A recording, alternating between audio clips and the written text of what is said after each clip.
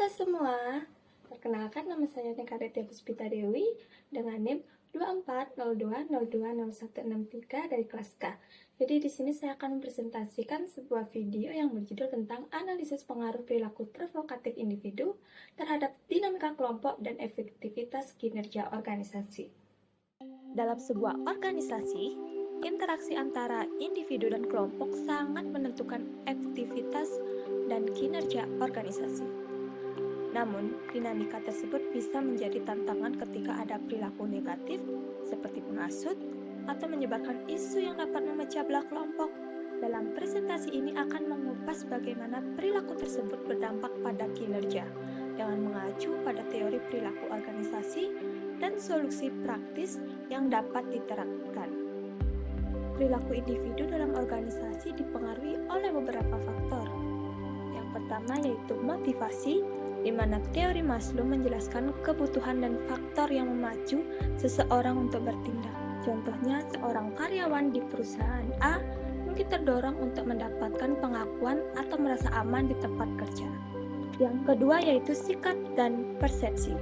Sikap positif atau negatif terhadap pekerjaan dan rekan bisa menentukan cara berinteraksi. Jika seorang karyawan memandang rekan secara negatif, potensi konflik muncul. Nah, yang ketiga, kepribadian. Ciri-ciri unik individu yang mempengaruhi hubungan sosial, misalnya kecenderungan menjadi pemimpin atau cenderung introvert. Dalam perusahaan A, setiap tim memiliki norma dan aturan tidak tertulis yang mengatur interaksi. Yang pertama yaitu norma kelompok. Harapan bersama seperti saling menghormati dan bekerja sama. Yang kedua yaitu konformitas, di mana maksudnya yaitu tekanan untuk mengikuti aturan kelompok, baik secara sadar atau tidak. Yang ketiga yaitu konflik interpersonal. Sering muncul ketika ada perbedaan pendapat, kepentingan, atau perilaku individu seperti menghasut yang dapat memicu gesekan. Pengaruh negatif perilaku menghasut. Perilaku menghasut atau provokatif adalah bentuk komunikasi negatif yang sering berupa gosip atau fitnah. Nah, dalam situasi ini, di sebuah perusahaan, seorang karyawan yang suka menghasut menyebarkan isu yang tidak benar tentang rekan kerjanya. Hal ini menimbulkan ketidakpercayaan antar anggota tim dan menciptakan suasana penuh kecurigaan. Akibatnya, motivasi kerja menurun, kerjasama melemah, dan tujuan tim sulit untuk dicapai. Seorang tim anggota di perusahaan tersebut diketahui sering menyebarkan gosip negatif tentang karyawan atau teman kerja lain secara sembunyi-sembunyi. Dampaknya, tim menjadi terpecah dan saling curiga, komunikasi tidak lagi terbuka dan jujur, proyek yang dikerjakan bersama mengalami keterlambatan dan hasilnya menurun, moral dan semangat kerja sebagian besar anggota menurun drastis. Nah, mengapa perilaku menghasut atau provokatif ini terjadi? Ada beberapa faktor. Yang pertama yaitu faktor motivasi pribadi, di mana karyawan tersebut mungkin ingin menonjolkan diri, mengalihkan perhatian dari kesalahan sendiri, atau merasa tidak puas. Yang kedua yaitu kurangnya pengawasan. Manajemen di perusahaan tersebut belum memiliki aturan tegas untuk menangani perilaku negatif ini. Kemudian yang ketiga yaitu budaya organisasi. Di perusahaan tersebut belum sepenuhnya membangun budaya komunikasi terbuka dan kolaborasi yang sehat, sehingga ruang bagi perilaku merugikan masih ada. Adapun dampak langsung dari perilaku ini di perusahaan tersebut. Yang pertama yaitu menurunnya kepercayaan. Anggota tim sulit percaya satu sama lain, menimbulkan isolasi sosial.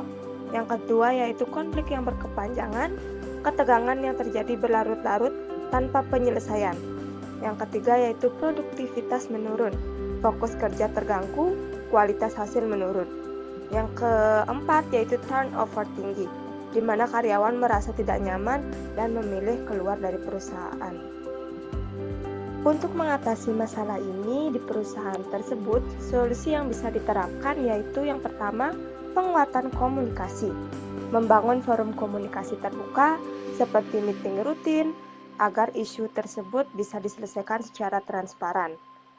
Yang kedua yaitu pelatihan manajemen konflik. Memberikan pelatihan soft skill untuk semua karyawan agar bisa mengelola konflik dengan baik dan membangun kerjasama. Yang ketiga yaitu membangun budaya positif, mengedepankan nilai saling percaya, menghargai perbedaan, dan kolaborasi dalam setiap aktivitas organisasi.